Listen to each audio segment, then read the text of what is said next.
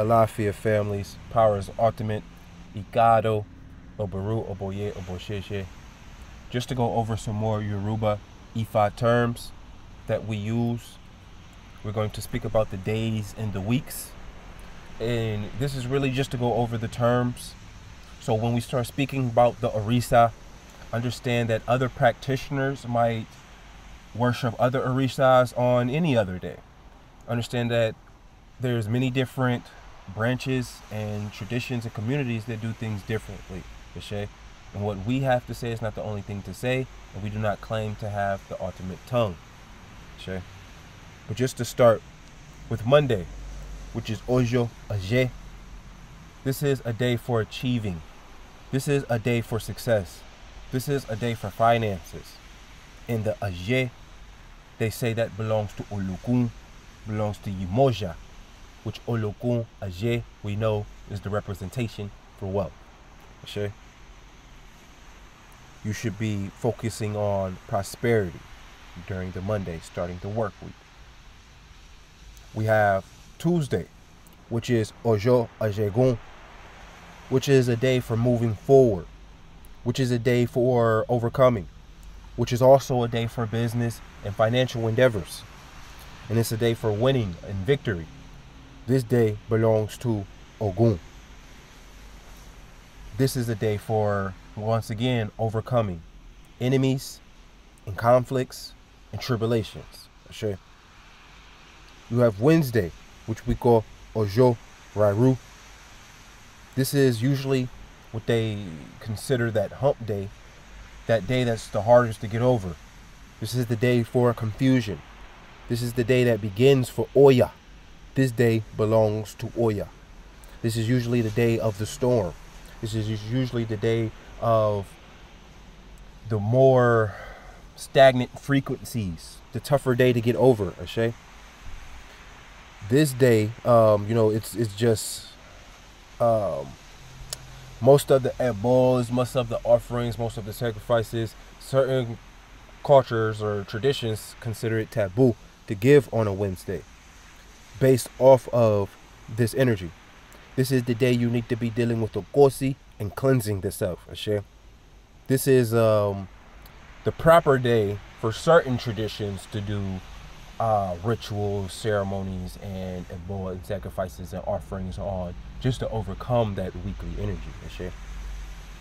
You have Thursday, which is Ojo Bo, the day of success to a certain degree. It's the day of working on that long-term goal, working on that long-term project, finding the as we say, finding the foundation. This is the day that you should be really conquering the week. You only got a couple more days before the week is over. This is the day you really need to be putting through the work. So some people, consider it to be a day that the goals or the steps or the small things you have to do before the big goal is completed. We have Ojo Adi, which is Friday.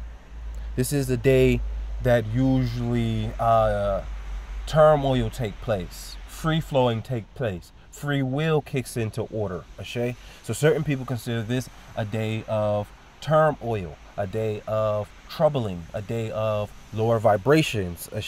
This is why more people get killed on Friday night to Saturday night.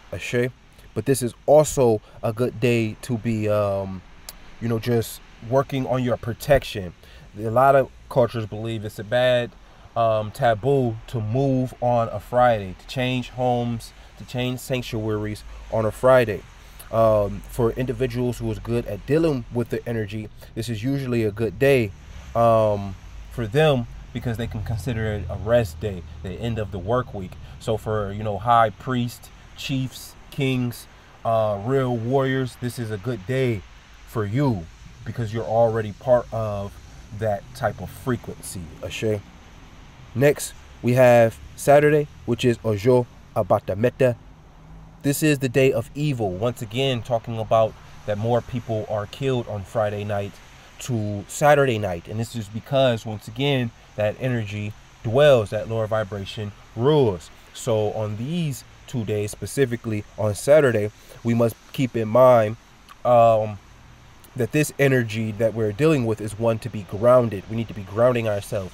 That is why they try to have you go out on Saturday nights. They try to get you to the clubs. They try to get you to the bars on Saturday night. And this is because they know that energy lurks out there. This day belongs to a Su, which they consider to be a trickster, or you can be deceived, or you can fall into an illusion on this day with your guard down, whether you're drinking or doing drugs or whatever you're doing. So this is a day that you really need to be grounded, that you really need to be protected.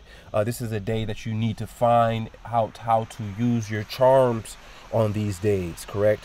This is, like I say, the Catter Corner is saying that for the high priests, the witches, the chiefs, the kings, the warriors, this is a good day for you as well, because you're already usually in that energy, and you had your day of rest, which was usually Friday for individuals, and these days you get to dwell or really reap the benefits of all of the work you've been putting on, since you're already on that frequency. Okay?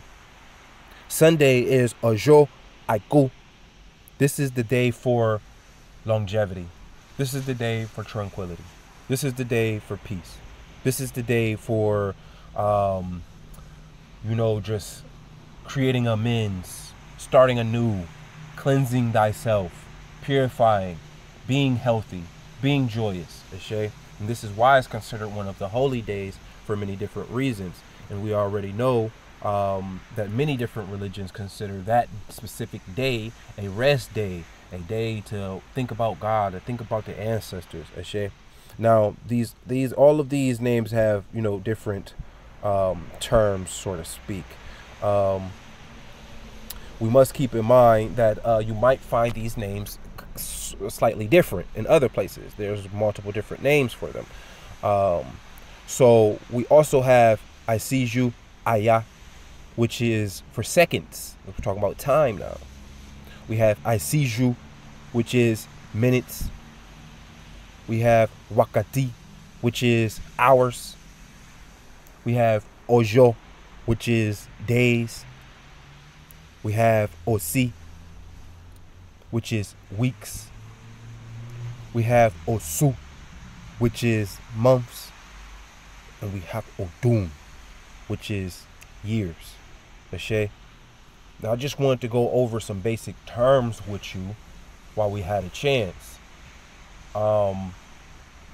And there's many different ways, like I say, many of these days for many different reasons, specifically off of the yearly reading in the Ifa Worship calendar. These days could belong to other Orisas, or you could tap into the energy of other Orisas on these days. These are not mandatory days as far as which ones I said that they belong to specific entities. So we must keep in mind, you know, that you also may find different traditions and different practices, and any type of ATR practitioner worshiping a different deity on a different day. Once again, we do not claim to have an off-limit tongue, and these cultures are so expansive that the information changes as you move along. Okay? So you just want to go over the terms once again so you can become familiar and maybe have a study guide to them. Everybody stay healthy out there. Power is ultimate. Alafia.